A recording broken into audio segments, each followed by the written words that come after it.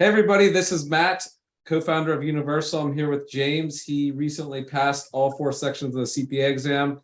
So, I had him on the video today just to share what worked with him. He's going to share some tips and we'll go from there. So James, if you just want to give us a broad timeline of, when you sat for the exams, how much you studied, what resources you used, and we can go from there.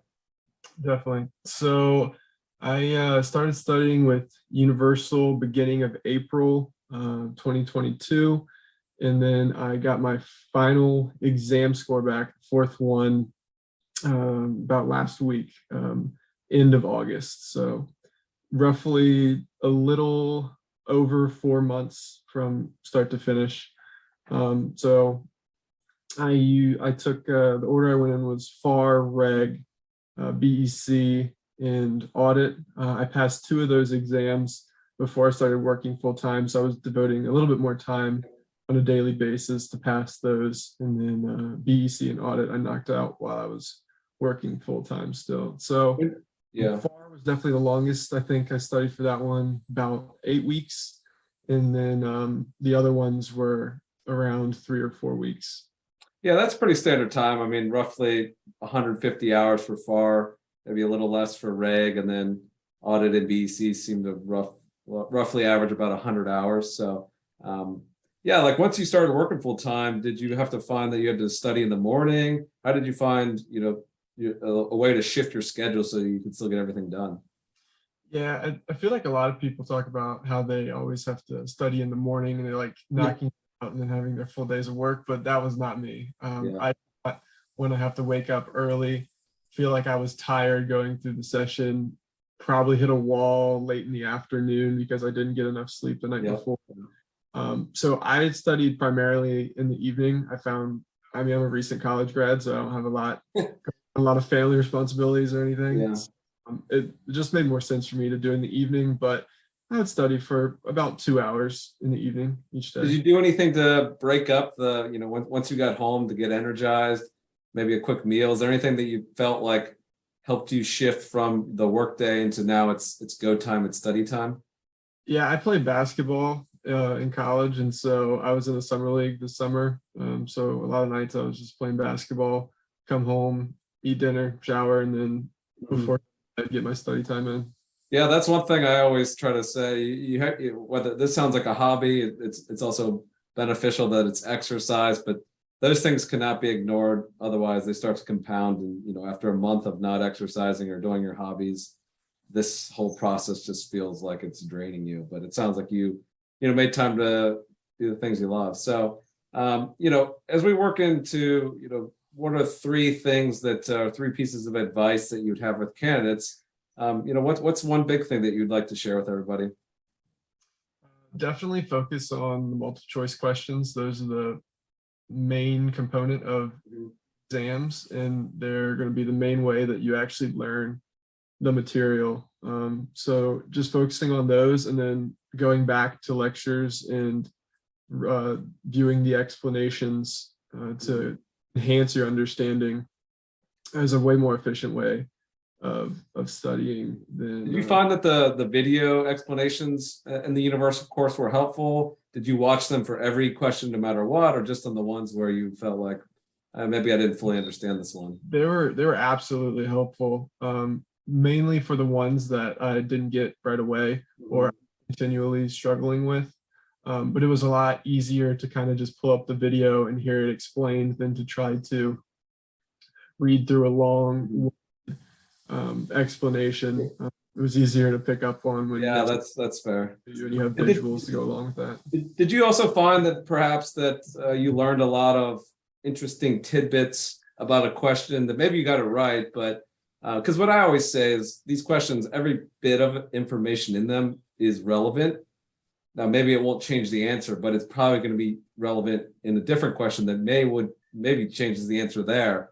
So did you find that after watching these videos and maybe paying a lot more attention to the way they were worded, that you felt like by exam day you were ready to more easily break down the questions? Because that's something I think a lot of students overlook, is the amount of structure that is in these questions. Yeah, I think having the visuals that you guys have the explanations made a big difference of understanding the overall concept rather than just memorizing a question. Yeah. That translated a lot to test day.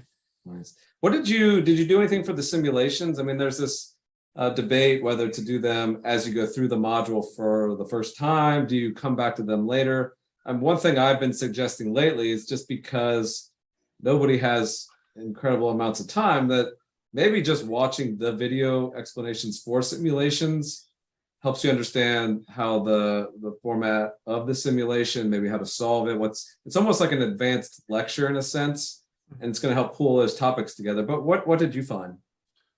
Yeah, I really just focused on the sims about a week out from day, and I would go through every one, and I wouldn't necessarily try to input every box or get every right, but just get a grasp of what the possible format would be for a simulation that I could see on test day, and then try to see if I know how I would approach it and where I would go to find those answers. And then I would view the solution, and then if I was way off, I would take a look at the video and the explanations to see where I was off. But if I was on the right track, I was like, okay, I have a pretty good understanding with this. And I was pretty confident with how much I was going through the multiple choice questions that I was grasping the concepts well enough to be prepared for whatever simulation I might see on test day. Yeah, I think that's a great approach. I mean, if you have the extra time, then maybe attempting these from scratch. But the reality is you just need to understand the more advanced level that maybe isn't always pieced together in the multiple choice questions. In terms of any other tips that you have, broad study tips. I know we talked about a little bit of your study schedule, how you move through the material. Is there anything else I would just, for people, I would recommend try to condense your time frame to give you a sense of urgency. I mean, you technically get 18 plus months, however, to pass it, but it's way more efficient if you can do it more quickly. Yeah. And if you can just retain that information in a more condensed. Yeah, I think that's something that's also important to understand is these exams, right? You can study for months, you can study for, I've heard of candidates studying for more than a year. And the reality is you kind of just need to feel like comfortable enough to go sit and just go and see what happens to an extent and go from there. Because I think more oftentimes than not, candidates do surprise themselves and they actually know a lot more than they're giving themselves credit for. And so you will never know that unless you go sit for the exam and really find out, where am I weak, where are my strengths, and go from there. So, real quick, everybody also likes to know, what you're currently doing for your career. Maybe if you want to share what's next.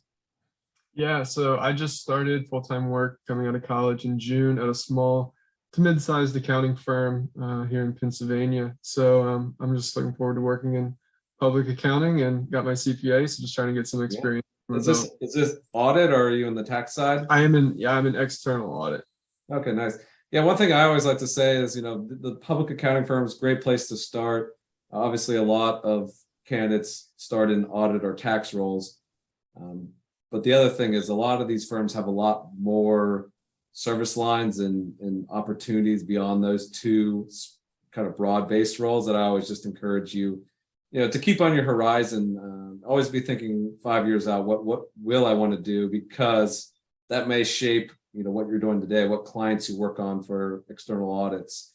That can make a big difference in the long run. So always be keeping that long picture, but fortunately for you, CPA license is now in your rear. I mean, you will have to do CPE, but no more tests for you. So again, congratulations. Thanks for coming on and sharing your story with the Universal team, and I appreciate it.